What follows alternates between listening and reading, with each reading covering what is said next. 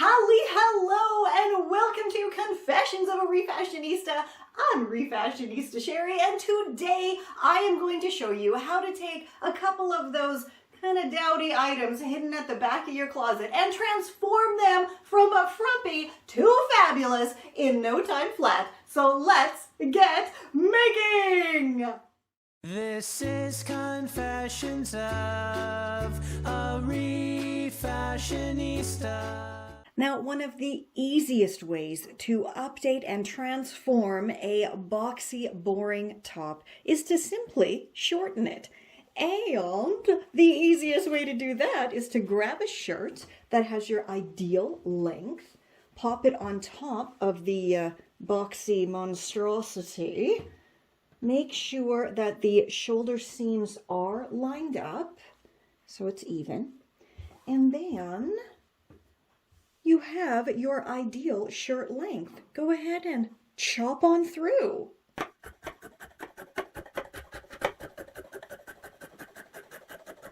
Now, if your shirt is made out of a non-fraying fabric, then you can totally be done. Unfortunately, this is going to start fraying crazily at any second now.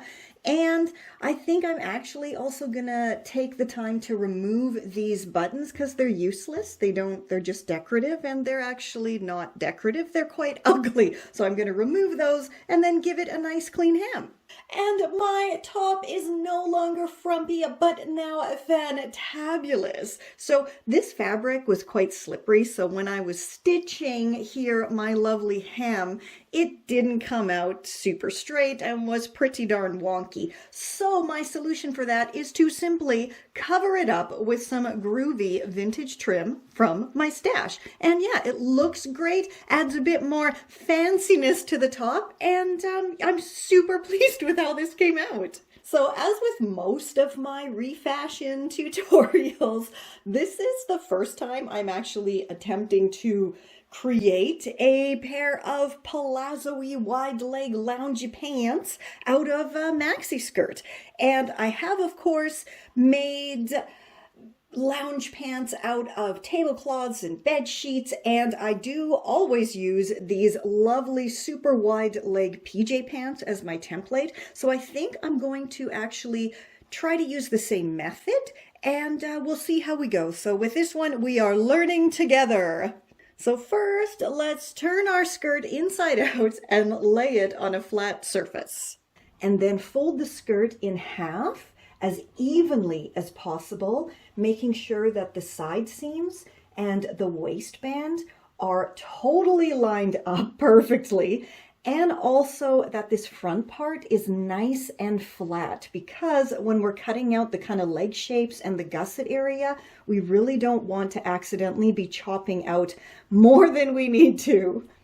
And then go ahead and fold your wide leg template pants in exactly the same way, with the side seams lined up, the legs lined up, the gusset area perfectly lined up, and then place them on top of the skirt, making sure that you have the waistband area kind of lined up evenly. I mean, I want this to have a little bit more of a higher waist, so I'm just going to pull that up a bit more. And then this is the area here, the gusset, I guess, am I using that term correctly? Let me know down below.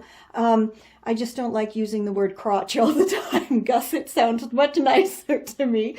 So you're going to go ahead and chop out that gentle half circle there, as well as kind of a straight line straight down by the legs to, of course, create the legs.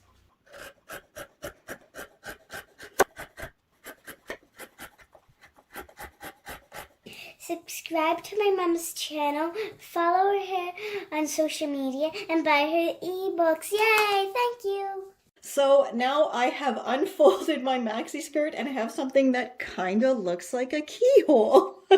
So I think first step, I'm going to go and stitch the inner seams here to make the legs. I'm not going to do anything with this until the end. Right now, it's just stitching straight down here to the bottom on both sides to create the leg tubes. So this really looks like it's actually going to work.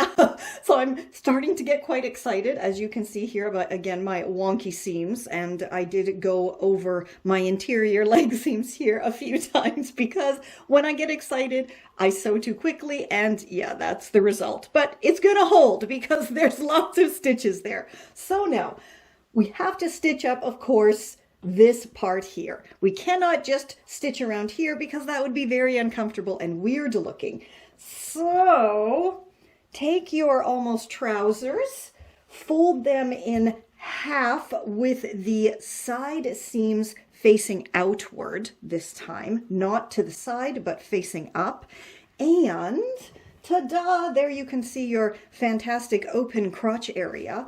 Now you want to grab that this way, and you can just kind of go stitch that kind of smile shape together.